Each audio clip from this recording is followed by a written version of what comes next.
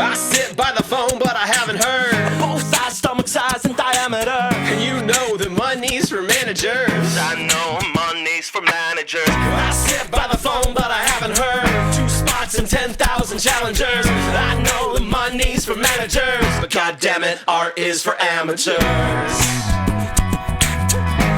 Whoa! Good evening, morning, afternoon, wherever you are in the world. Welcome to Jam Mechanics. I am Matt of the Narcissist Cookbook. And I am... I thought you were going to say something else there. I am Bug from Bug Hunter, your co-host, co-pilot on this podcast. Yeah, welcome to our show where we will set each other songwriting challenges. We will give ourselves a very tight time schedule of 3 hours. It doesn't sound tight, but believe me, that is a tight time schedule to write a new song, record a new song, and then come back and share demos with each other. That's what we do. It's very simple.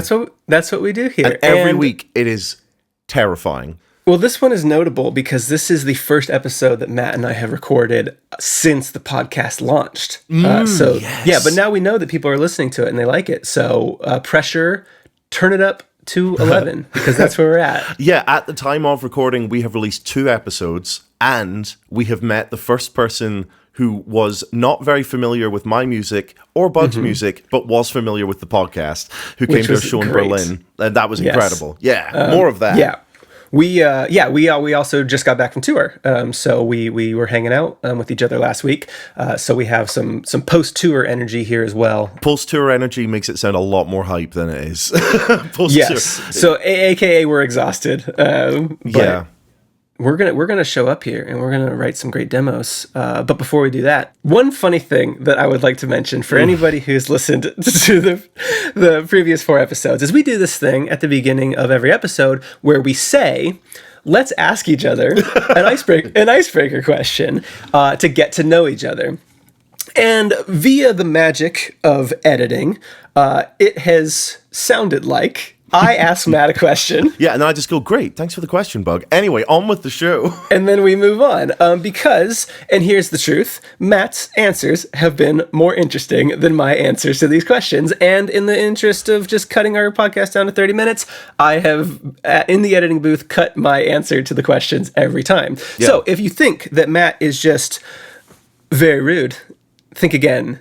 I am just very critical of my own answers. So this time we are making a promise to Yes. you. We are making a promise to God. No matter what the question is, we are not editing it just to show that, that I am asking Bug questions. So Bug, if you had to assassinate a major world leader. Well, that's an easy one, Matt. Thank you. No, I've got a question for you. If you had to relive one moment of your life, what would you relive?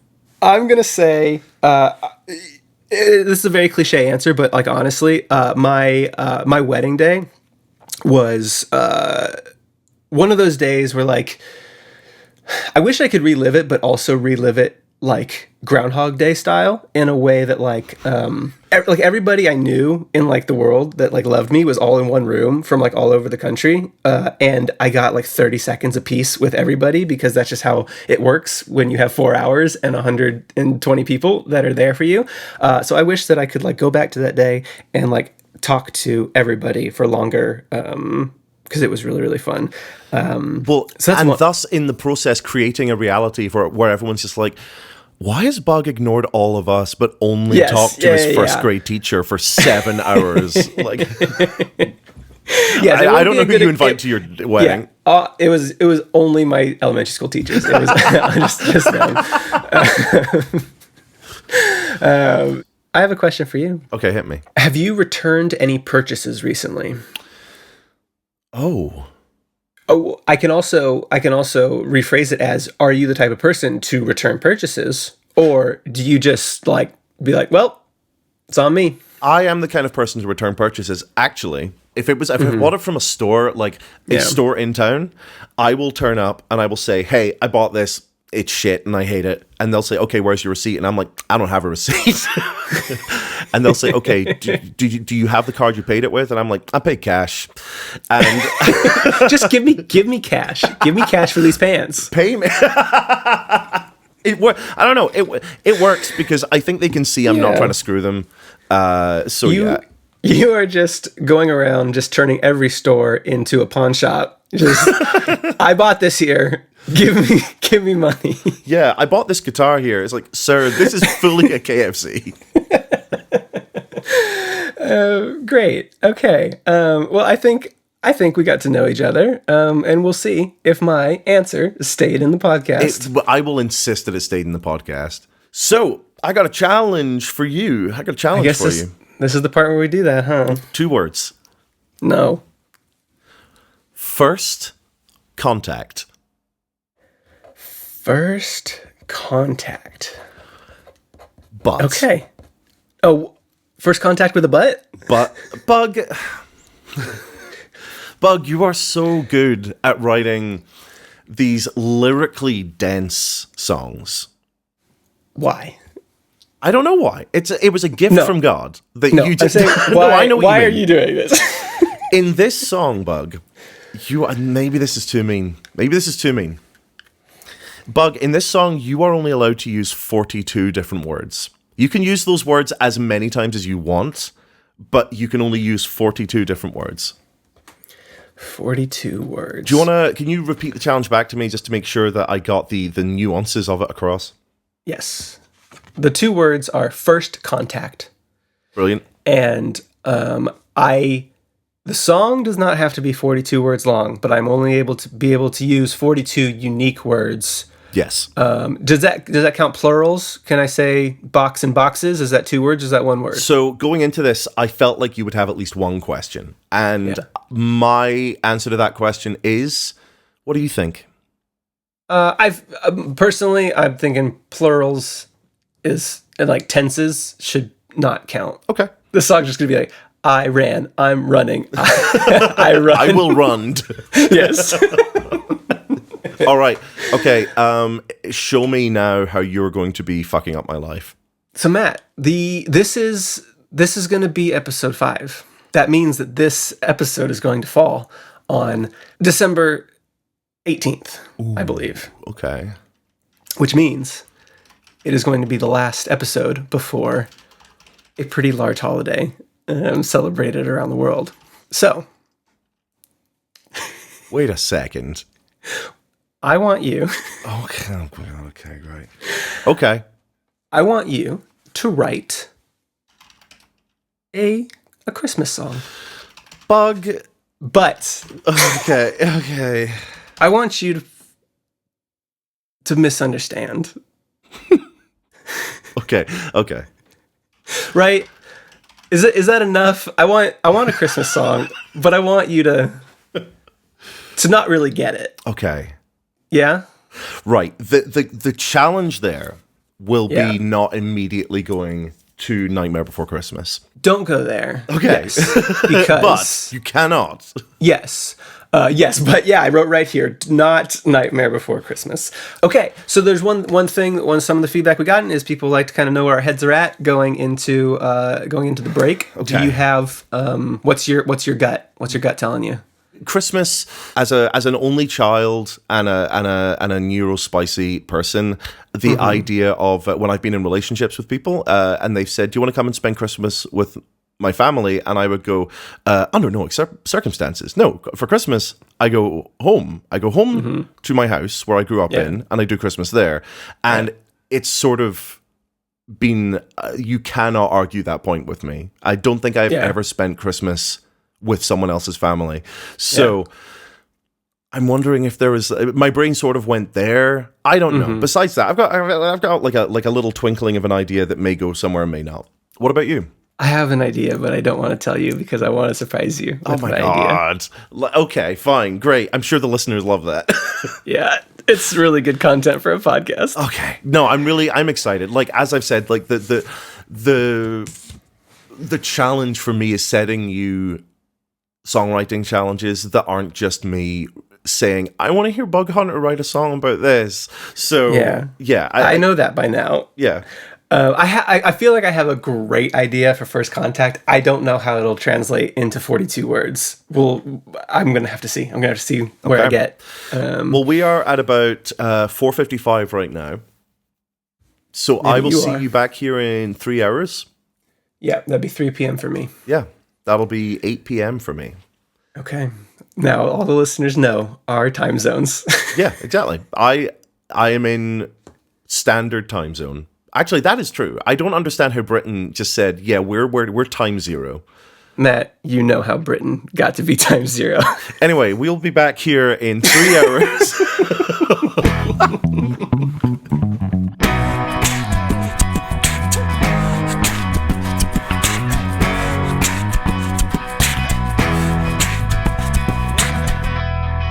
And we are back. Yeah. Welcome back to Jam Mechanics. Merry After Christmas, that, everybody. Merry Christmas. Merry Christmas from us at Jam Mechanics to you, Matt. We hopped into this very fast from coming back online. Yeah. I know nothing about how you're feeling. You know nothing about how I'm feeling. How are you feeling? I would like, when it is my turn, I would like to just play you the song and then we can talk about it afterwards. Okay, well, it's my turn first. I know it's your turn first. So yeah. Do you want to talk, how are you feeling about it? 42 words, first contact. 42 words, first contact. Yeah. So I would say of all the episodes we've done, this is the by far the biggest hand tied behind my back, as we love to say. Yeah. I don't know if I'm thrilled with the overall arrangement because I put a little more kind of instrumental thought into this one because I'm not saying filling time, but like there's just more empty space in this song that aren't lyrics because of just the natural conditions of having only 42 words. So I think this is one of those times where I would be like, wow, I sure do wish that I had my bandmates to come up with something real interesting and clever here. So you couldn't manage to get Jesse on a call at No, short notice? Jesse wasn't available. Okay. What is the name of the song that I sent you? Oh, what have you done here? All right, okay. I'm looking at the name of the song. It looks like it says Alien, but that's not what it says. It says... Great. Perfect. No, don't. Okay. That's fine. Perfect. Okay, you be good for me to go? Yeah, just give me a 3, 2, 1. Okay, 3, 2, 1, go. When I open up my phone, you're the first name on my list. An alien emoji next to your name, and I wish. When I open up my phone, I wasn't forced to reminisce. But when I open up my phone, you're the first name on my list.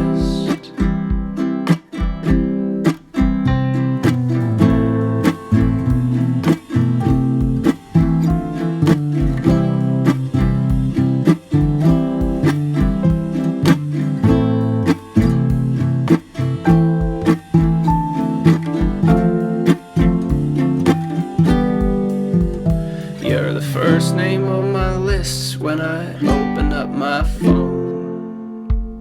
The typo from the time we met I chose to leave alone. You're the first name on my list that will never phone home. You're the first name on my list when I open up my phone.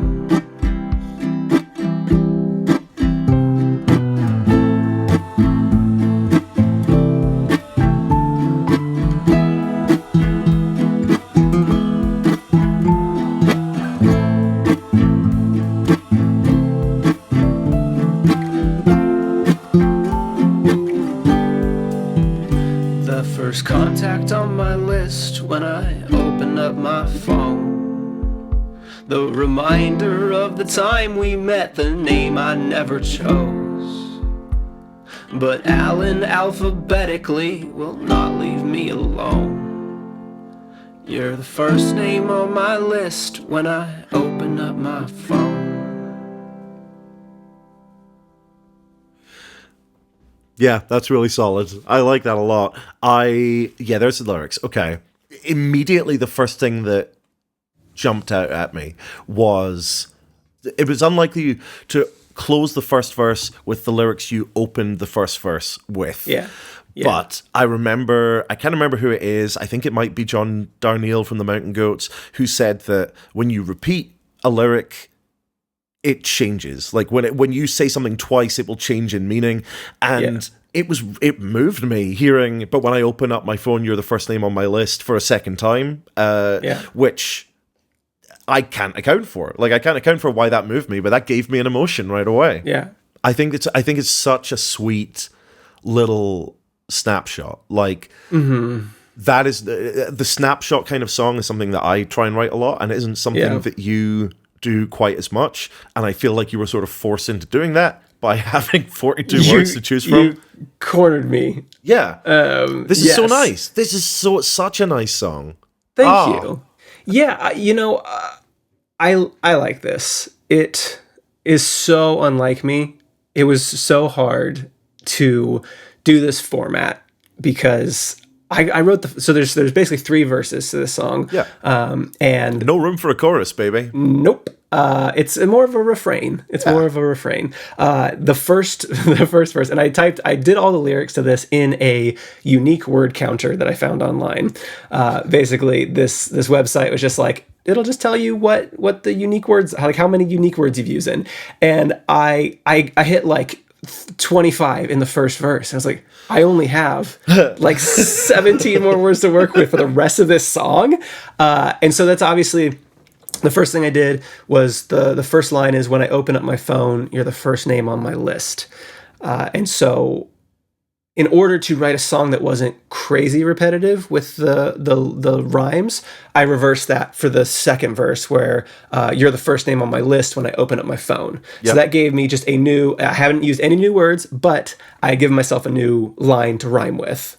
So I just opened up. Okay, all right, cool. I just reversed the order of those clauses, and now I can do more words. And so the second verse, I think I used about 10 new words, and by the last one, there was only 6 new words. It's all I had left in order to get it to work. So the third verse was really me just like, what do I have? Let me pull words I already have, and I was kind of setting myself up. I used the word alone. I used the word home. Just words that I think I would want to use in kind of a closing statement. Yeah. But I will explain the name of this song. The name of this song is Alien, but it's not. So the way that you spell this song is A, lowercase l, uppercase I, E-N. Yeah.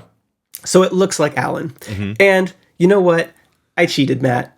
There are technically 43 words in this song, but basically the story that I'm trying to tell here is obviously it's a breakup song. It's a breakup song or a loss song, right? That is basically just trying to say whenever I open up the contacts on my phone, the very first name is the name of this person that is no longer in my life, right? Their name is Alan. The first time that these two people met, they typed Alan's name in as Alien rather than Alan, right? And that became an inside joke between the two of them. So when I say an alien emoji next to your name, and then the typo from the time we met, I chose to leave alone from the first verse and the second verse, I'm just kind of referring to like this little inside joke that Alan was put into my phone as Alien. So when I say Alan at the end, that word is technically alien. Okay. But I pronounce it Alan to get past the 42 word limit. So my word limit catcher didn't catch it because it was technically the word alien, but I pronounced it as Alan. You know what? I wouldn't have let you away with it if you hadn't tricked a machine into... Yeah, exactly. You know what? I did trick a machine. If you tricked the machine, then yeah, fine. You're going to pass my CAPTCHA test.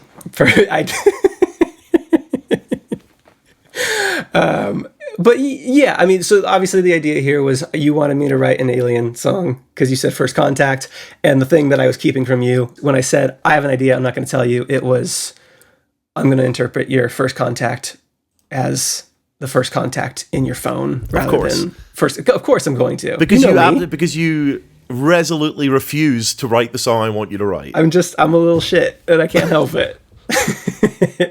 But then I had the whole Alan is alien kind of thing, and that would alphabetically be kind of, would place someone as the first contact on your list hypothetically. So, anyways, I was happy with this. I think, part of me is like, ooh, I could have written something very like crazy and moving if I had more words, but the limitation also forced me into a format that I never would have been this repetitive. But I think it works for this.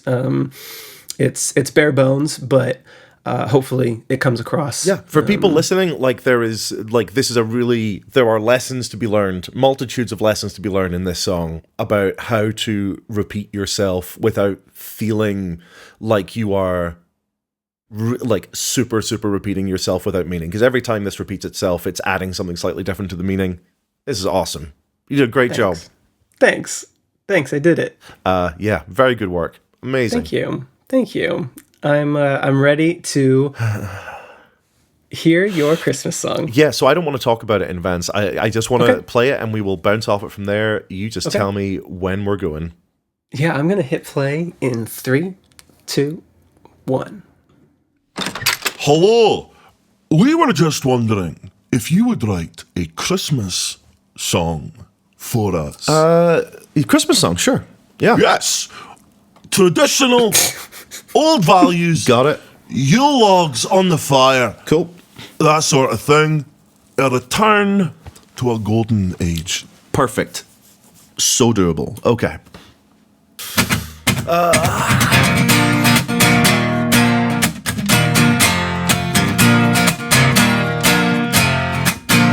It's the moment of the midwinter, the time of Yule. Throw a log in the fire and let it burn. Every crackle and spark will represent a baby pig or a calf to be born next year. Yeah! No. What's that? That's what the Yule log was. You throw the No. Yule log in the fire. No. Later than that. Later than that. Later. Okay, so like a holy time, who's been naughty, who's been nice. Yes. That sort of thing. Exactly. Okay.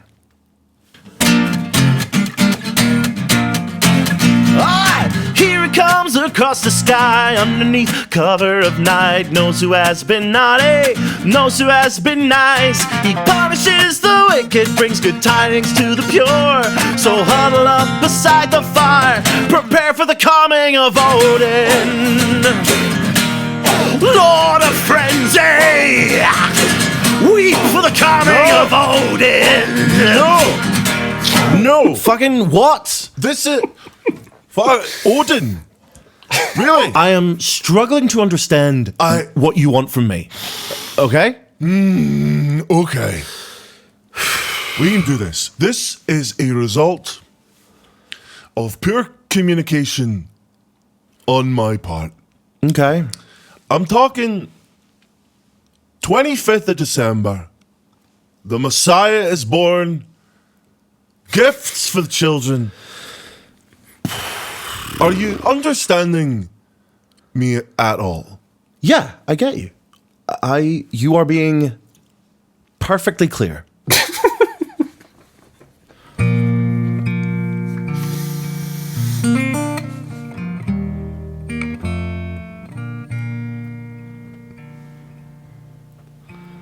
It's December 25th. And the children are playing with their new gift. So the light of joy in the eyes of a child. As the party winds down and the wine runs dry with snow on the ground, we remember the night of the virgin birth. Happy birthday, Mithras, infant God, savior of the people, born from a rock. Slayed a bull with your bare hands, so the souls of the sinful would be washed in the blood of the innocent. What the fuck are you singing about? I'm singing about the Messiah. Listen. Listen. Fine. Against my better judgment, I am going to give you one more chance. Okay. This is a very lucrative opportunity for you. Yeah, I know. I'm doing Christmas. what you... Christ. Christmas trees. Christmas trees. Fucking Christmas trees. Christmas trees. Say it. Christmas trees. Say more. Jesus. Fine. Santa. Christmas trees. I swear to God. Fucking swear to God, man. Christmas trees. Say it. Christmas trees. Christmas trees. All right. What the name of Christmas trees were invented by the pagan Celts? Oh my god. You wrote a whole skit. So It silly. was very good though. My heart rate as we approached what I could see was 10 seconds left and you still hadn't started the last song.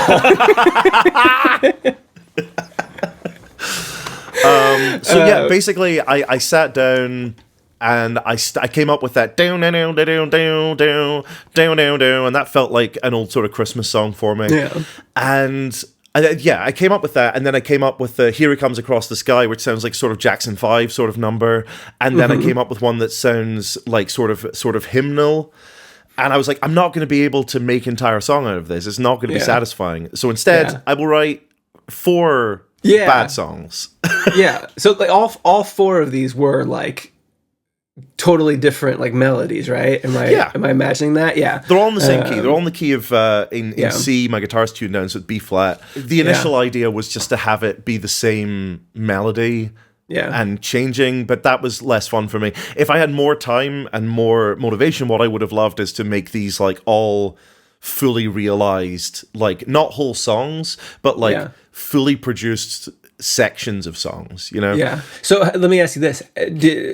Are these things that you just have in your head, or did you do a bit of research? Oh, I did some Googling. Like, I knew the basics of them in my head. I knew that the Yule log was like a Norse thing, and I didn't know that that the ancient Germans would picture Odin flying across the sky in the midwinter, looking for the good and the bad to punish. He would just decide who would live and who would die. But that's Santa Claus, basically.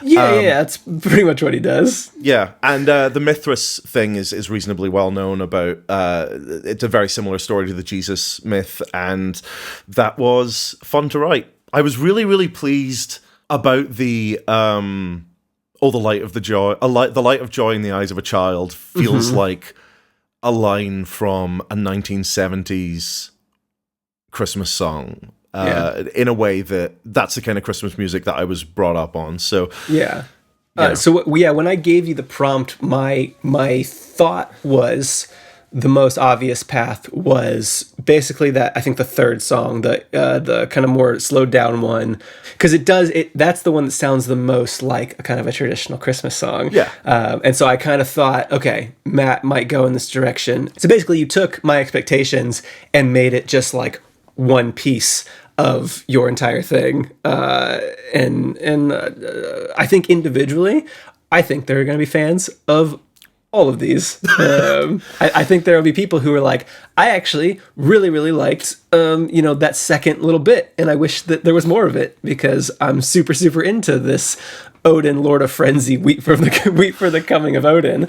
Yeah. There's an audience for that. If I can like just talk about bits of this that I'm proud of, I'm really pleased with the instrumentation on the Jackson 5 one, the and the funky bits.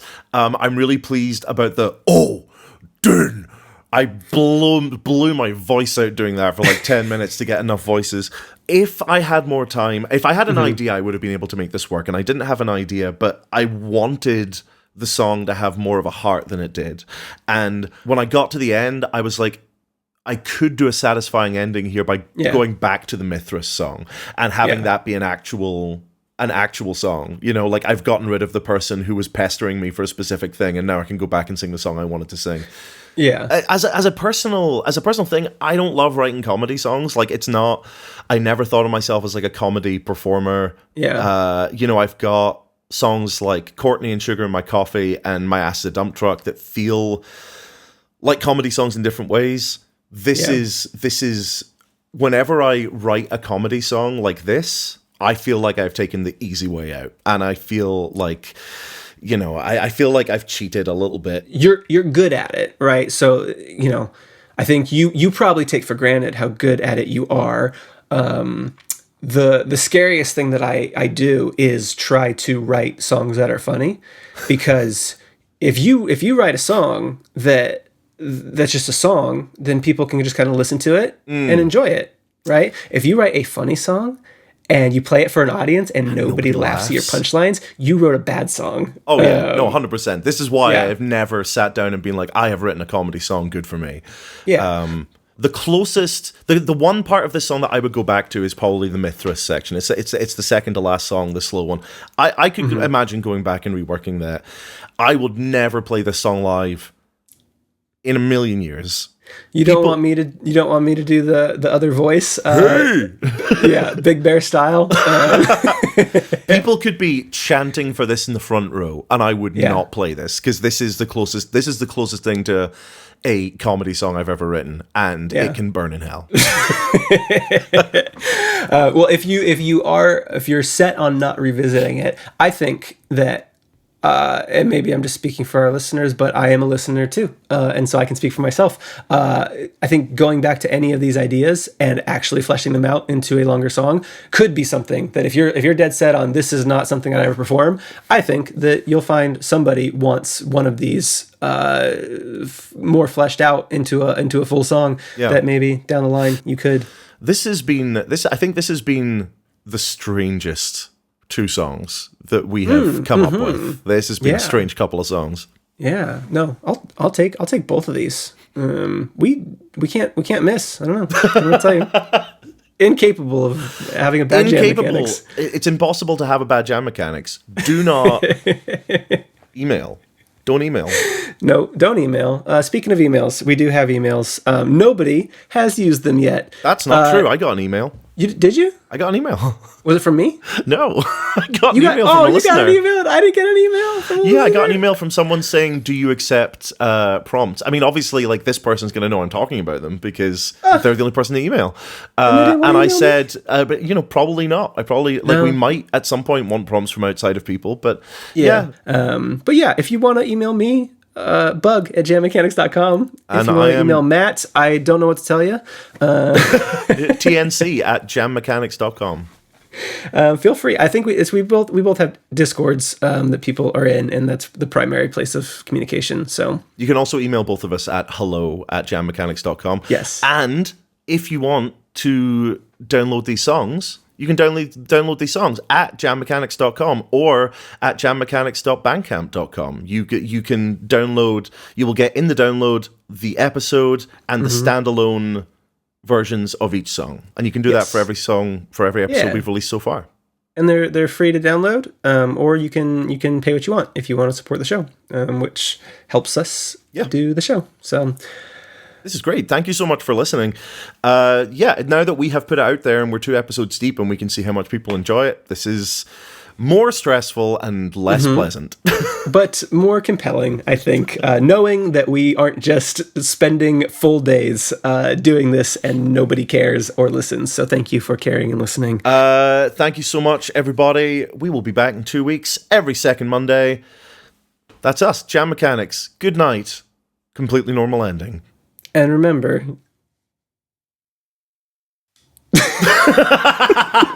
I sit by the phone, but I haven't heard. Both sides, stomach size and diameter. And you know the money's for managers. I know money's for managers. I sit by the phone, but I haven't heard. 2 spots and 10,000 challengers. I know the money's for managers, but goddamn it, art is for amateurs.